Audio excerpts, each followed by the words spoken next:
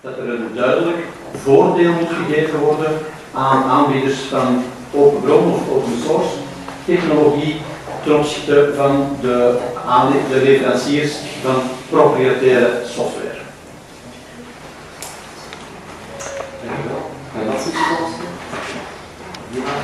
Die rapporten die kun je daaruit halen. Dus het is niet de bedoeling dat je voor elk rapport een kosten of zo moet gaan betalen. En dat is ook omdat dat heel erg aanleunt bij onze prioritaire beleidsdoelstellingen. We kunnen bepaalde zaken gewoon meten en we nu niet kunnen meten. We kunnen eigenlijk gewoon meten hoe lang dat je moet wachten bijvoorbeeld. Die gemiddelde wachttijd, hoe lang komt. En dat hebben we nu totaal geen vat op. Daar moeten we niet voorbij betalen. Het is niet dat we maar 10 rapporten mogen trekken per natuurlijk, als je zo'n systeem wil uitbreiden, dat is met alles zo, dat is bijvoorbeeld met ons rekeningsysteem ook. Als we er meer extra mee willen doen, dan moet daarvoor bijbetaald worden. Dus ik vrees dat dat hier ook wel zal zijn. En op dat open source terug te komen, ja, die kunnen zich eveneens kandidaat stellen. Hè. Ik moet nu wel zeggen, in onze zoektocht naar firma's die dat dan aanbieden, ben ik er momenteel geen tegengekomen.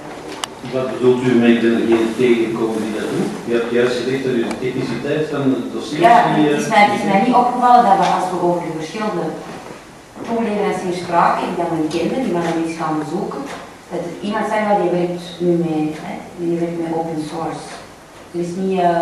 Er is toen mij niet ter oren gekomen bij die bezoeken.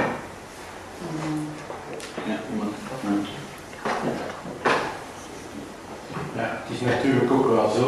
Je zegt, dat systeem dat daar staat, dat kan dat aan, maar niemand zegt dat het systeem dat ons aangeboden wordt, dat dat daarin staat. Dus als je verwacht van tijden te kunnen meten, bijvoorbeeld van wachttijden en dergelijke meer, zet dat dan toch mee in het bestek.